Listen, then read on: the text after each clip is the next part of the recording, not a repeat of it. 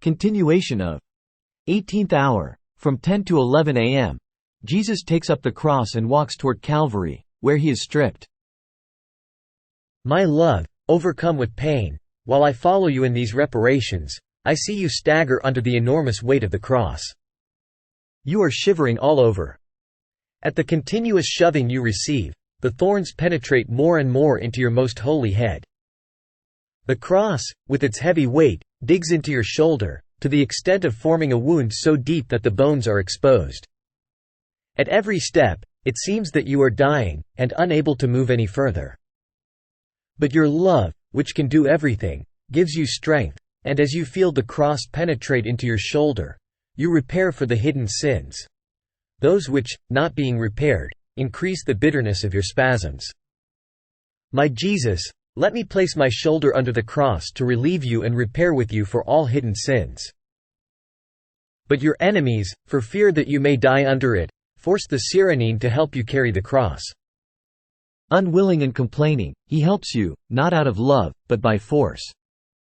Then all the complaints of those who suffer, the lack of resignation, the rebellions, the anger and despising and suffering, echo in your heart. But you remain even more pierced in seeing that souls consecrated to you, whom you call to be your help and companions in your suffering, escape you. And if you hug them to yourself through suffering, they wriggle free from your arms to look for pleasures, and so they leave you alone, suffering. My Jesus, while I repair with you, I pray you to hold me in your arms, but so tightly that there may be no pain that you suffer in which I do not take part, so as to be transformed in them and make up for the abandonment of all creatures. My Jesus, overcome with weariness, all bent over, you can hardly walk, but I see that you stop and try to look. My heart, what is it? What are you looking for? It is Veronica, who, fearless and courageous, with a cloth dries your face all covered with blood, and you leave your face impressed on it, as sign of gratitude. My generous Jesus, I too want to dry you, but not with a cloth. I want to expose all of myself to relieve you. I want to enter into your interior and give you, O Jesus, heartbeat for heartbeat, breath for breath, affection for affection, desire for desire. I intend to dive into your most holy intelligence, and making all these heartbeats, breaths, affections and desires flow in the immensity of your will, I intend to multiply them to infinity. I want, O my Jesus, to form waves of heartbeats, so that not one evil heartbeat may resound in your heart, and so soothe all your interior bitternesses. I intend to form waves of affections and desires to cast away all evil affections and desires which might, even slightly, sadden your heart. Still more, O my Jesus, I intend to form waves of breaths and thoughts, to cast away any breath or thought that could slightly displease you. I will be on guard, O Jesus, so that nothing else may afflict you, adding more bitterness to your interior pains. O my Jesus, please, let all of my interior swim in the immensity of yours. In this way I will be able to find enough love and will, so that no evil love may enter your interior, nor a will which may displease you. O my Jesus, to be more certain, I pray you to seal my thoughts with yours, my will with yours, my desires with yours, my affections and heartbeats with yours, so that, being sealed, they may take no life but from you. I ask you, again, O my Jesus, to accept my poor body which I would want to tear to shreds for love of you, and reduce it to tiny little pieces, to place over each one of your wounds. On that wound, O Jesus, which gives you pain from so many blasphemies, I place a little piece of my body, wanting it to say to you constantly, I bless you. On that wound that gives you so much pain from the many ingratitudes, I intend, O Jesus, to place a portion of my body, to prove my gratitude to you. On that wound, O Jesus, which makes you suffer so much from coldness and lack of love, I intend to place many little bits of my flesh, to say to you constantly, I love you, I love you, I love you. On that wound which gives you so much pain from the so many irreverences to your most holy person, I intend to place a piece of myself, to tell you always, I adore you, I adore you. I adore you. O my Jesus, I want to diffuse myself in everything, and in those wounds embittered by the many misbeliefs.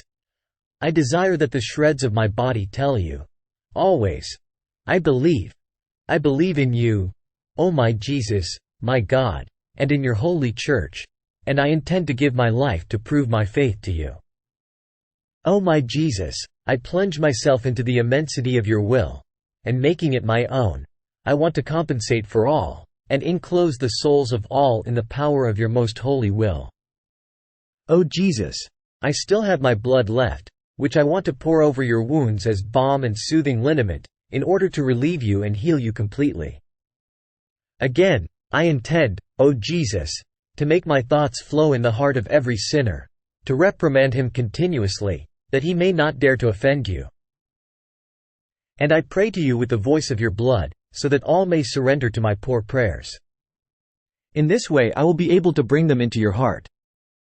Another grace, O my Jesus, I ask of you, that in everything I see, touch and hear, I may see, touch and hear always you, and that your most holy image and your most holy name always be impressed in every particle of my poor being.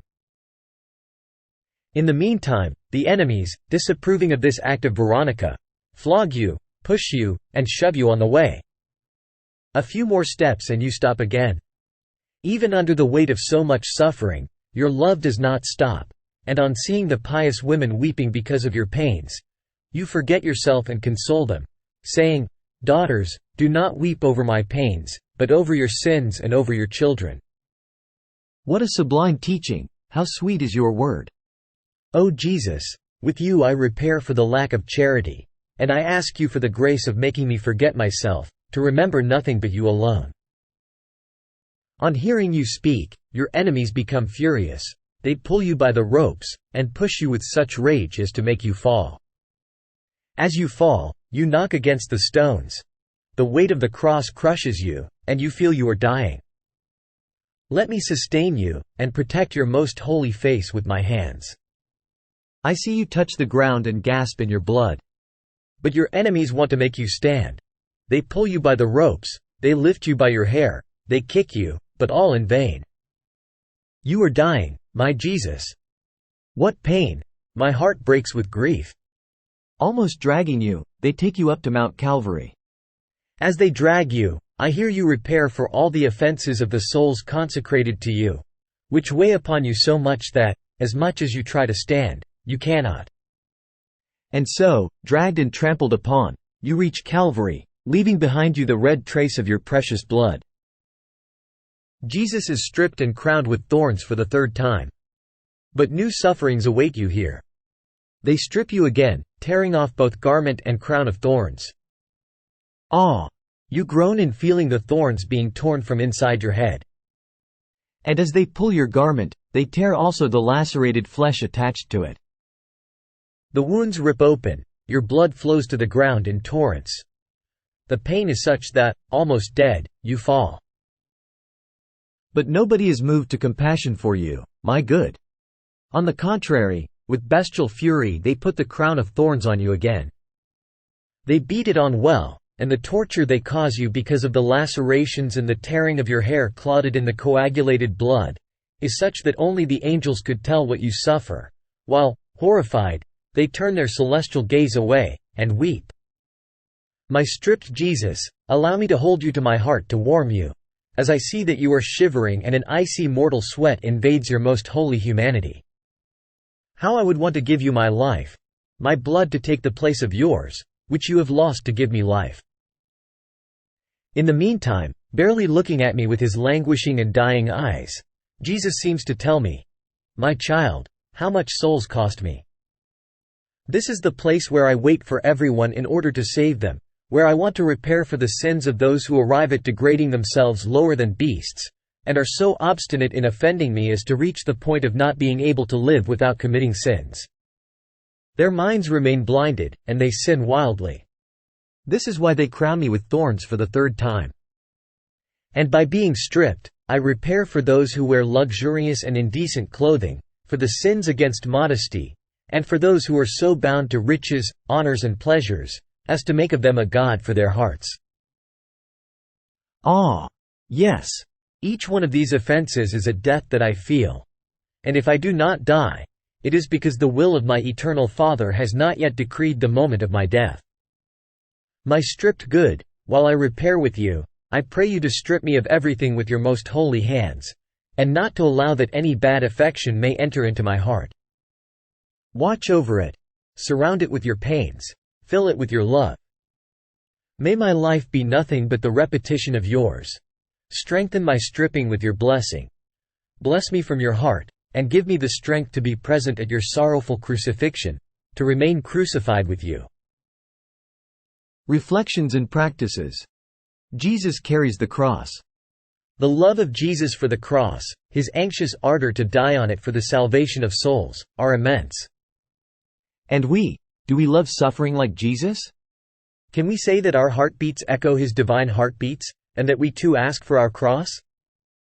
When we suffer, do we have the intention of becoming companions of Jesus in order to relieve him from the weight of his cross? How do we accompany him?